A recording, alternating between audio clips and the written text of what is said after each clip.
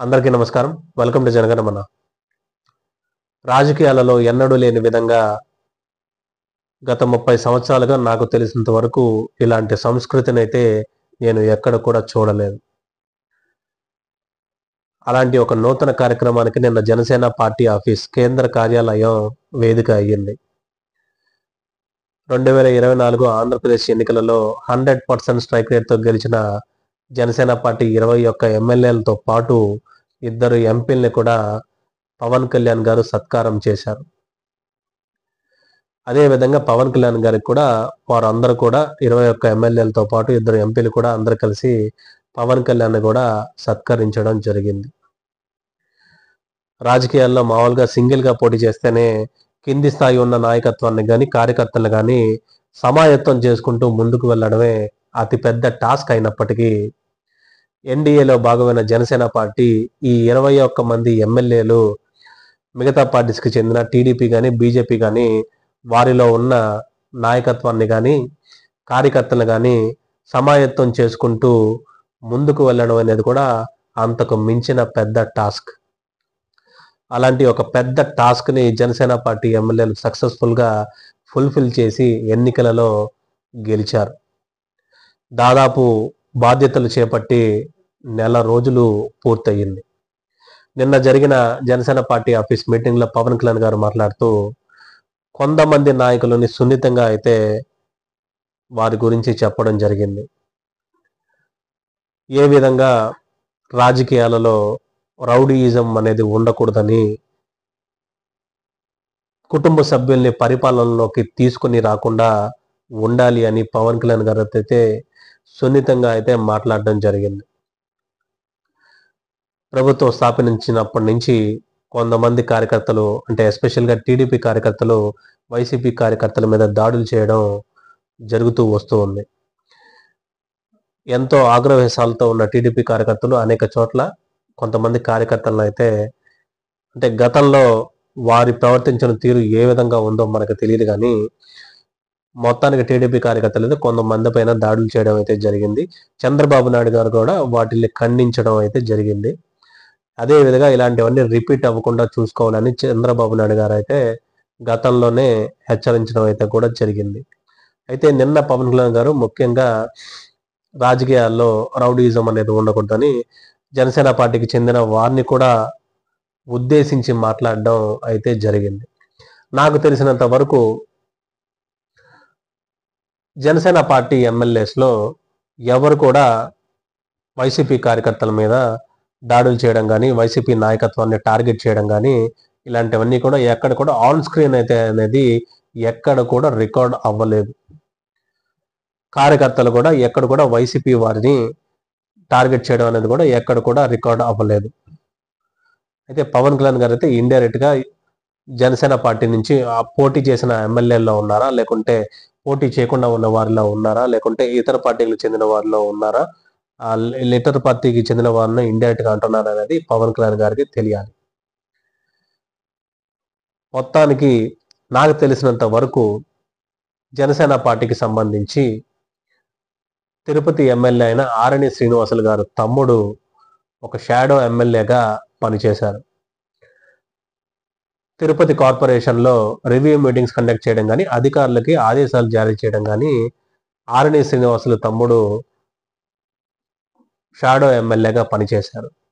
గతంలో కూడా వైసీపీ ప్రభుత్వం ఉన్నప్పుడు షాడో ఎమ్మెల్యేస్‌గా ఎంతో మంది ఎమ్మెల్యేల అన్నదమ్ములు గాని వారందరూ కూడా షాడో ఎమ్మెల్యేస్‌గా పనిచేసి ప్రజాస్వామ్యంలో వ్యతిరేకత కూడగట్టుకున్నారు. అలాంటివి ప్రజాస్వామ్యానికి వాస్తవానికి హానికరం.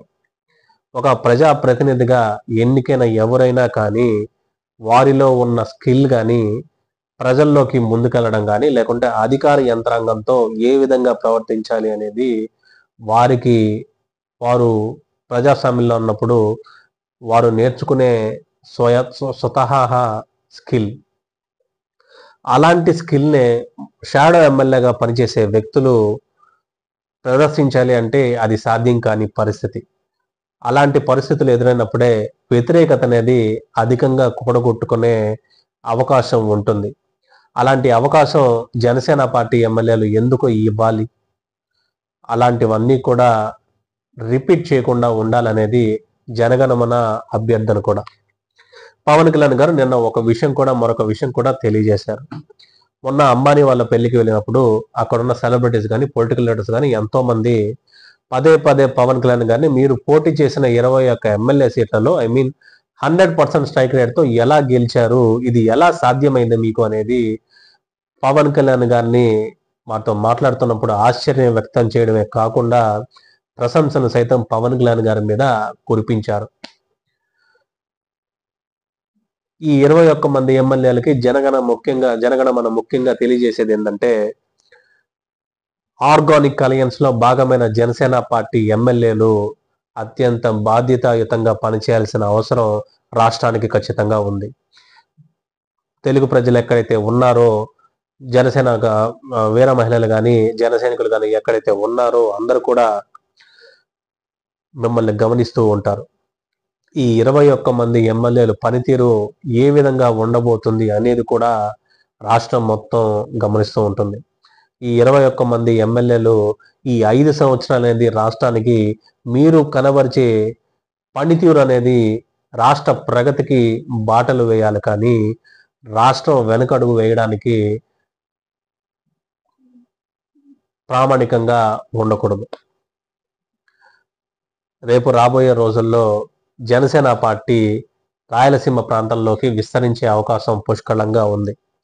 పవన్ కళ్యాణ్ గారు కూడా ఏదో ర్యాండమ్గా సీట్లు ఎంచుకున్నామనే విధంగా కాకుండా అత్యంత వ్యూహాత్మకంగా పవన్ కళ్యాణ్ గారు ఎంచుకున్న సీట్లు ఇవి.